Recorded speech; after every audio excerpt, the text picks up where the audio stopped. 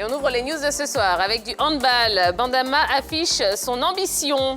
Bandama de Tiasalé a écrasé la formation d'Abidjan Handball Club 40-23 lors de la deuxième journée disputée dimanche à la salle polyvalente de Trècheville. Large vainqueur de Vavois lors de la première journée 27-8. Abidjan HBC a tout simplement été ramené sur terre par la formation de Tiasalé. Preuve que Bandama nourrit de grandes ambitions cette année. Et puis, en basketball, Blake Griffin rejoint les Nets. Blake Griffin, 31 ans, 6 fois All-Star, rejoint les Brooklyn Nets. Le joueur qui compte 11 saisons en NBA rejoint une constellation de stars à Brooklyn, composée de Kevin Durant, James Harden, Kyrie Irving et DeAndre Jordan.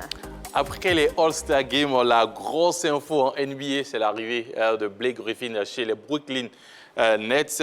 Brooklyn avait besoin d'un poste 4 d'un allié fort et Blake Griffin, lui, avait besoin d'une franchise capable de lui permettre d'avoir une bague même à son doigt, parce que voilà, ça fait longtemps qu'il est en NBA et bon, voilà, il doit quand même faire partie de ces grands joueurs-là qui ont pu remporter le titre en NBA. L'ancien Clippers a dû renoncer à 13 millions de dollars, soit plus de 7 milliards de francs CFA, pour être libre et rejoindre les Nets. On rappelle qu'il était aussi courtisé par les Los Angeles Lakers pour les rejoindre, mais malheureusement pour les Lakers et heureusement pour Brooklyn, il va rejoindre l'équipe de Kevin Durant.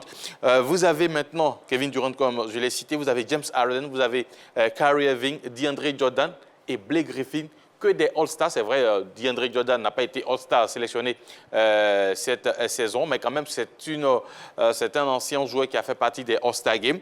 Et pas que ces joueurs-là, parce qu'en sortie de banc, vous avez des garçons comme Joe Harris et Spencer Dinwiddie, qui quand même sont des joueurs importants dans cette équipe de Brooklyn. Alors, c'est une super team. Hein. Ça, il faut, oui, parce que ça fait rêver quand même. Ça fait rêver quand même, Ah, ça oui. fait rêver plus d'un quand vous avez tous ces joueurs qui ont été cités dans une même équipe. Et c'est une équipe quand même qui est capable de remporter le titre cette saison. Mais en face, il aura des adversaires, bien évidemment, notamment à l'Ouest, où les Los Angeles Lakers, après avoir échoué sur l'option Blake Griffin, se sont tournés vers Andre Drummond, qui, lui, est à Cleveland et qui a envie de faire la même chose que Blake Griffin, c'est-à-dire mettre fin à son contrat avec Cleveland et rejoindre les Los Angeles Lakers pour aider LeBron James et Anthony Davis, y compris les autres, à conserver leur titre. Donc on attend. Surtout que les Lakers sont dans une phase pas très... c'est pas terrible en ce moment. C'est pas terrible, surtout depuis la blessure d'Anthony Davis. On espère que les choses vont se faire côté Lakers pour vraiment poser une réelle rivalité à cette équipe de Brooklyn qui vraiment commence à faire peur au niveau de la NBA avec toutes ces stars qui arrivent ça et là. Bon, en tout cas, la NBA, c'est vraiment passionnant et on est très content d'en parler sur les antennes de la 3, dans la grande team, parce qu'il y a beaucoup d'amateurs de basketball et de NBA, évidemment. Oui. Non, je me demandais sur cette question si on n'est pas en train de tendre vers deux super franchises, parce que après les All-Star Games, on se rappelle encore des propos de LeBron James qui a beaucoup apprécié sa collaboration avec Stephen Curry. Imaginez si, du côté des Lakers, on décide également de faire pareil, une finale Lakers face à Brooklyn dans quelques années. Non, mais si les deux équipes réussissent à remporter les titres au niveau des différentes conférences, forcément qu'elles vont se rencontrer au niveau de la finale. Je pense qu'il ne faudra même pas attendre quelques années. Hein. Oui, parce que déjà avec, cette saison, avec l'état de niveau des Golden State Warriors, Non, mais Golden State, quand même, cette saison, avec la blessure de Klay Thompson qui ne peut pas aider véritablement son équipe, c'est un peu difficile. C'est vrai, Curry essaie de porter l'équipe, mais quand même, ils sont très loin. Ils sont entre la 7e et la 8e place. Et ce qui n'est pas vraiment réluisant pour cette équipe de Golden State. Bon, eh bien, très bien. Allez, on poursuit avec une nouvelle qui ne va pas réjouir les amateurs de sport. Pas de spectateurs étrangers aux Jeux Olympiques. L'agence de presse japonaise Kyodo News a révélé ce mardi que les Jeux Olympiques de Tokyo auront lieu sans spectateurs en provenance de pays étrangers afin d'éviter la propagation du Covid-19. Alors, cette décision, en raison des préoccupations du public, ce sont environ 80% des Japonais qui sont contre la présence d'un public étranger pour participer aux Jeux olympiques de cette année. Alors, et aussi au fait de nouvelles variantes détectées du coronavirus. Donc, nouvelles variantes de coronavirus et ne pas permettre aux étrangers de participer ou d'assister aux différents aux Jeux olympiques. Alors, pour moi, les Jeux olympiques perdent leur magie parce que c'était avec le public que les Jeux olympiques se faisaient et ce sont environ 900 000 billets qui ont été vendus hors du Japon, qui seront bien évidemment remboursés, mais c'est aussi une grosse perte pour l'organisation des Jeux olympiques parce que 900 000 billets, on s'imagine déjà le prix des billets, le montant que ça ferait et ne pas permettre à 900 000 personnes de participer aux Jeux olympiques, véritablement, c'est dommage. Et il faudrait signifier que le gouvernement japonais est encore en examination par rapport aux invités d'honneur, c'est-à-dire les présidents de délégation, les officiels qui pourraient participer. Hormis cela, aucun étranger ne pourra participer aux Jeux olympiques, malheureusement. Ah bon, c'est bien dommage. C'est vraiment dommage. Mais bon, la situation exceptionnelle, mesure exceptionnelle. On n'a pas le choix. Allez, dans notre page football, Omari remplace encore Ahmad. Comme lorsque Ahmad avait été testé positif au coronavirus, puis suspendu par la FIFA. Eh bien, c'est le Congolais Constant Omari, premier vice-président de la CAF, qui a été désigné président par intérim en vertu des dispositions de l'article 24, paragraphe 8 des statuts de l'instance. Oui, Constant Omari qui est en train de vivre à l'image d'Ahmad Ahmad ces derniers jours, également du côté du KR et du comité exécutif de la CAF. On le dit en prélude à l'accord qui a été signé entre les 4 candidats pour la présidence de la Confédération africaine de football. Il va devoir accompagner son compère de tous les jours avec lequel ils ont réussi à renverser le pouvoir d'Issa Hayatou à la tête de la Confédération africaine de football. On attendait, je voulais dire les résultats, mais on attendait tout simplement la décision du tribunal arbitral du sport concernant le recours qui a été fait par M. Ahmad Ahmad concernant la situation qu'il vivait à la tête de la Confédération africaine de football, suspendu par la FIFA de toute pratique liée au football. Et le TAS a donné son verdict, 2 ans d'interdiction. Ahmad Ahmad va devoir une fois de plus céder sa place quand son mari va conduire les affaires courantes jusqu'à la prochaine élection du futur comité exécutif de la Confédération africaine. Il faut le dire de Motsepe, hein. De Motsepe. Voilà.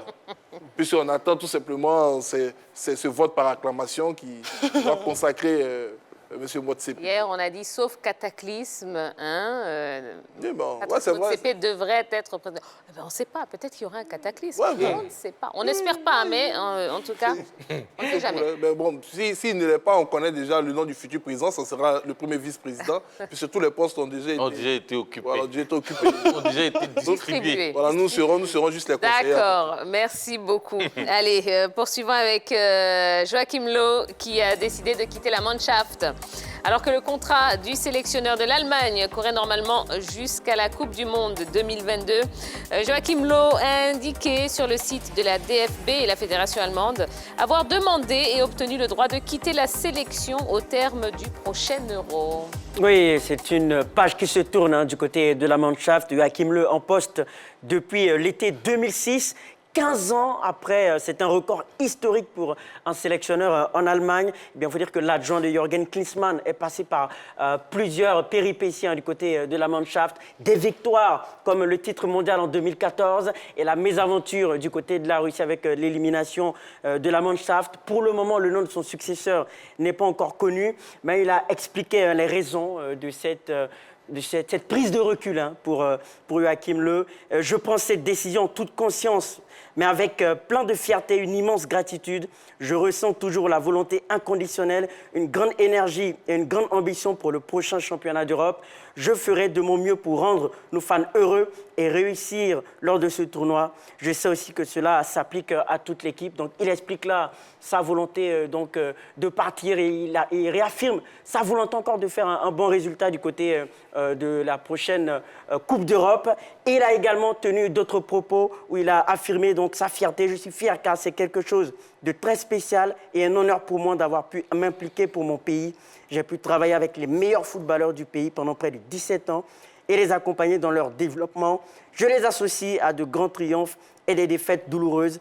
mais surtout à de nombreux moments merveilleux et magiques, pas seulement avec la victoire de la Coupe du Monde 2014 au Brésil. Je resterai reconnaissant à la Fédération allemande de football, la DFB, qui a toujours préparé un environnement de travail idéal pour moi et pour l'équipe. Donc, sentiment de fierté d'une part, et il a expliqué donc les raisons de son départ prochain du côté de la Mannschaft. Mais ça ouvre la porte à de potentiels candidats tels que Jürgen Klopp, qui est pressenti voilà, dans les couloirs pour, pourquoi pas, succéder à Joachim Löw. Ce n'est pas encore officiel, hein, mais il part favori dans la liste, dans la shortlist de potentiels remplaçants de Joachim Löw. Bon, quand on regarde déjà, moi, à mon sens, les différents sélectionneurs à la tête de la Nationalmannschaft, ce sont généralement des entraîneurs qui sortent plus de l'instance fédérale que des bonnes touches de certains grands clubs. Donc la piste Klopp, bon, je n'y crois pas trop. Maintenant, le départ de Joachim Löw va soulever un gros point d'interrogation. On se rappelle qu'après le premier départ de Zinedine Zidane de la tête du Real de Madrid, son nom avait été associé au club de Florentino Pérez. Est-ce qu'aujourd'hui, avec ce départ, ce ne serait pas également une autre pression qui va venir s'ajouter sur Zinedine Zidane, dont on attend énormément jusqu'à la fin de la saison? Joachim Löw sera sur le marché. Beaucoup de grands clubs vont regarder de son côté. C'est un entraîneur expérimenté qui a démontré partout où il est passé qu'il a la maîtrise et l'art du football. On voit déjà les résultats de son adjoint Hansi Flick du côté du Bayern de Munich. Qu'est-ce que ça va donner avec lui dans un club? Grosse question et gros point d'interrogation. Et bien voilà. Allez, on termine avec cette dernière news. Hein. Thierry Henry rêve d'entraîner Arsenal. Depuis qu'il a pris sa retraite de joueur en 2014 et qu'il s'est reconverti comme entraîneur, Thierry Henry ne cache pas son envie d'entraîner son club de cœur, Arsenal. À chaque fois qu'il se retrouve libre, eh bien, comme c'est le cas actuellement, hein, depuis son départ de Montréal, son nom circule du côté d'Arsenal.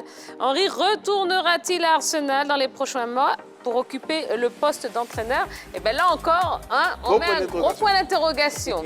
Voilà. Allez, c'est tout en ce qui concerne donc les news, hein, les news concernant donc toute la planète sport. Je vous rappelle les deux questions pour lesquelles vous pourrez interagir avec nous, non seulement sur la page Facebook de la 3, mais également par téléphone. La CAF a-t-elle pris la bonne décision en annulant la CAN U17? Et enfin, Barcelone peut-il réussir la remontada comme en 2017? Eh bien, vous pourrez nous joindre au 00225 27 21 59 93 99. Je reprends tout doucement. 27 21 59 93 99. Voilà, allez, on va poursuivre, hein, puisqu'on a beaucoup de choses dont on doit parler. Là, c'est l'heure du focus.